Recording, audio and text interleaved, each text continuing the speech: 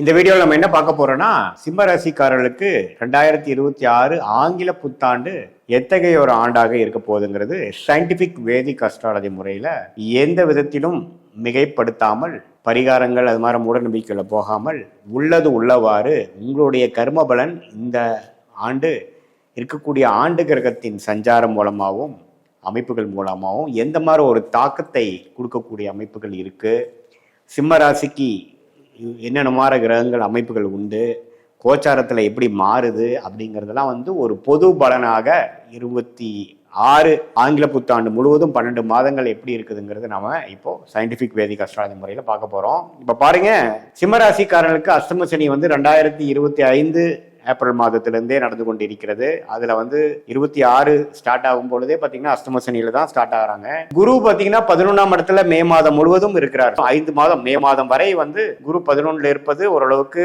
பாதுகாப்பான ஒரு அமைப்பு. அஷ்டம சனியை ஓரளவுக்கு கண்ட்ரோல் பண்றதுக்கும் ஒரு சப்போர்ட்டான ஒரு அமைப்பாக இருக்கிறது.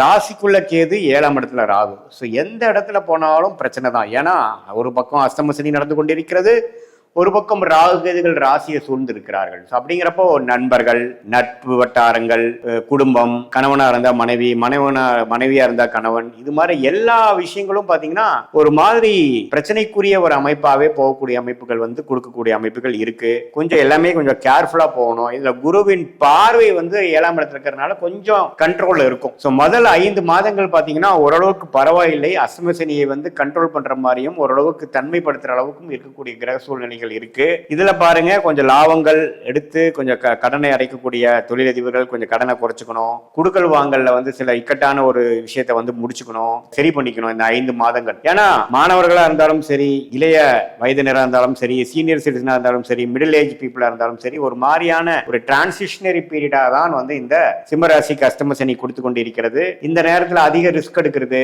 நம்ம அப்புறம் பாத்துக்கலான்ட்டு ஒரு பெனிஃபிட் ஆஃப் டவுட் கொடுத்து வாழ்றதெல்லாம் பாத்தீங்கன்னா ஒரு இக்கட்டான ஒரு சூழ்நிலை கொடுக்கக்கூடிய அமைப்புகள் இருக்கனால கொஞ்சம் கேர்ஃபுல்லாக போகக்கூடிய அமைப்புகள் தேவைப்படுகிறது. ஜூன் மாதத்துக்கு அப்புறம் பாத்தீங்கன்னா குரு 12ஆம் இடத்துக்கு உச்சம் பெற்று அஷ்டம சனியில் இருக்கக்கூடிய அந்த 8ஆம் வீட்டில் இருக்கக்கூடிய சனியை பார்த்து தன்மைப்படுத்துறார், திட்பலம் கொடுக்கிறார், சுபத்துவப்படுத்துறப்போ கொஞ்சம் ஏதோ ஒரு இடத்துல இருந்து பணங்கள் எதிர்பார்க்கக்கூடிய பணம் பொருள் நமக்கு உதவி செய்து நமக்கு சில பிரச்சனைகள் சால்வ் ஆகக்கூடிய அமைப்புகள் உண்டு. அது சுப விரயமா இருக்கலாம், போட்ட இன்வெஸ்ட்மெண்ட் பெரிய லாபத்து மூலமாக இருக்கலாம், அதே சமயத்தில் நமக்கு வர வேண்டிய பணமா இருக்கலாம், இதுவரை நம்ம கடந்த 3-4 வருஷமாக நம்ம செய்த ஒரு உழைப்புக்கு வரக்கூடிய ஒரு அமைப்பாக இருக்கலாம். இதெல்லாம் ஓரளவுக்கு உச்ச குருவாக 12ஆம் இடத்துக்கு நமக்கு சில நிவர்த்தனை, சில பிரச்சனைகள், சில கடன் பிரச்சனை, குடுக்கல் வாங்கல் பிரச்சனை, பினான்ஸ் விஷயங்கள், அதே மாதிரி வெளிநாடு போகணும்னு எதிர்பார்க்கிறவங்களுக்கு வெளிநாடு வாய்ப்புகள், கொஞ்சம் இம்போர்ட் எக்ஸ்போர்ட் இருக்கிறவங்களுக்கு நல்ல ஒரு பிரேக் த்ரூ, கொஞ்சம் இடம் மாற்றங்கள் மூலமாக ஒரு நல்ல பெனிஃபிட், இது மாதிரி விஷயங்கள்லாம் கொஞ்சம் கொடுக்கக்கூடிய அமைப்புகள் இருக்கு. பட் என்னதான் இருந்தாலும் ராசிக்குள்ளேயே கிட்டத்தட்ட டிசம்பர் முதல் மாதம் வரைக்கும் ராகு கேதுகள் இருக்கும் பொழுது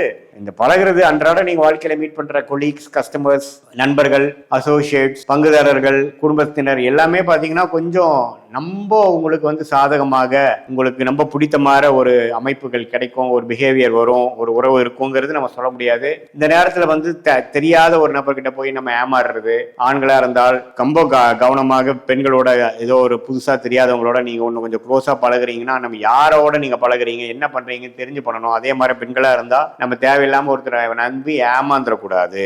ஸோ இது மாதிரி விஷயங்கள்லாம் கொஞ்சம் ஒரு ரிஸ்கான ஒரு அமைப்புகள் உள்ள ஒரு அமைப்பு தான் சிம்மராசிக்காரர்களுக்கு போய்கொண்டு இருக்கிறதுங்கிறது நீங்க தெரிஞ்சுக்கணும். ஸோ மேலோட்டமா அன்றாட வேலைகளை செய்து கொண்டு புதுசா ஒரு உறவுகளோ, புதுசா ஒரு முயற்சியோ, புதுசா ஒரு திட்டத்தையோ தீட்டி செய்தோம்னா அது நீங்க கரெக்டா பண்ற மாதிரி இருந்தாலும் பெரிய அமைப்பு மாதிரி ஒரு ஆசை காட்டினாலும் அஷ்டம சனி முடிஞ்சதுக்கு அப்புறம் 27ல போய் நீங்க பாத்தீங்கன்னா அது ஏன்டா செஞ்சோன்னு தெரியல, நம்ம அதை அவாய்ட் பண்ணியிருக்கணும், அந்த டைம்ல சும்மா இருந்திருந்தாவே போதும் அப்படிங்கிற மாதிரி சில ரெட்ரோஸ்பெக்ட்ல உங்களுக்கு ஐடியா கொடுக்கக்கூடிய அமைப்பு இருக்கு. ஏன்னா நம்ம அஷ்டம சனினா என்னன்னா கர்ம பலன் நம்மளுடைய தீய கர்ம பலனை கழித்து கொண்டிருக்கிறோம் என்றுதான் நாம எடுத்துக்கொள்ள வேண்டும். ஸோ சிம்ம ராசிக்காரர்களுக்கு இந்த ராகு கேது குரு சனி எல்லாம் ஓரளவுக்கு சுமாரான அமைப்பு இருக்கிறதுனால மாணவர்களும் பார்த்தீங்கன்னா கொஞ்சம் கோபதாபங்கள் வர்றது, டென்ஷன் ஆகுறது, எக்ஸாம்ல கொஞ்சம் 100% அவங்களுடைய பொட்டன்ஷியலுக்கு பெர்ஃபார்ம் பண்ண முடியாத ஒரு அமைப்பு, நண்பர்களிடையே கோபதாபங்கள் வருவது,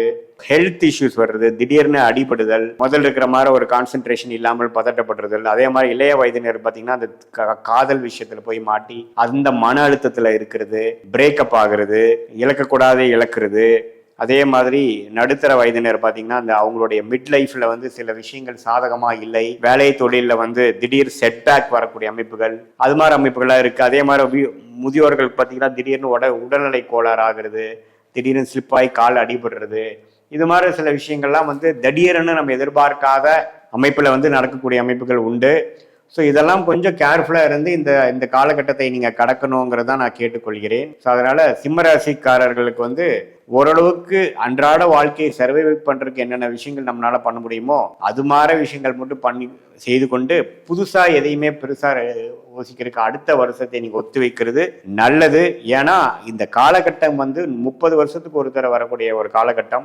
நம்பி பேராசைப்படும் பொழுதும் பெரிய ஒரு விஷயம் நினைச்சு போய் ஒருத்தரோட பழகிறதும் திடீர்னு நமக்கு வந்து அது தேவையற்ற ஒரு விஷயமாக பிற்காலத்தில் நம்ம பார்க்கும் பொழுது நமக்கு மனசை வருடுற மாதிரியும் கை சுடுற மாதிரியும் தேவையற்ற ஒரு கசப்பை கொடுக்குற மாதிரியும் கொடுக்கக்கூடிய அமைப்பு இருக்கிறதுனால கொஞ்சம் கவனமாக இருக்கணும். இது ஒரு பொதுவான பலனே தவிர உங்களுடைய பிறந்த தேதி, பிறந்த நேரம், பிறந்த ஒரு வைத்து வரக்கூடிய ஜென்ம ஜாதகம் எது மாதிரி ஒரு அமைப்புல இருக்குதுங்கிறதை வைத்து அந்த தசாபுக்திகள், உங்களுடைய ஜாதகத்துல வரக்கூடிய தசாபுக்திகள் சிறப்பா ஒரு ராஜயோக திசையா இருக்கும் பொழுது நான் சொன்ன தீய பலன்கள் குறைவாகவும், ஓரளவுக்கு சுமாரான தசை தான் போயிட்டு இருக்குங்கிறப்ப நான் சொன்ன இந்த மாதிரி சாதகமற்ற பலன்கள் கொஞ்சம் தூக்கலாகவும் இருக்கக்கூடிய அமைப்புகள் இருக்கு.